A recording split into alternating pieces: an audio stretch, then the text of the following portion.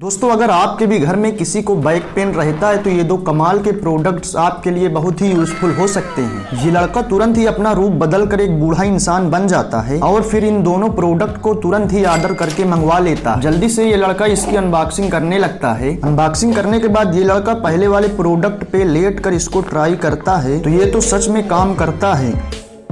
और फिर जब ये लड़का दूसरे वाले प्रोडक्ट को ट्राई करता है तो वो भी अच्छी तरीके से वर्क करता है। लेकिन वीडियो के लास्ट में पता चलता है कि जो साउंड आता है वो तो फेक है।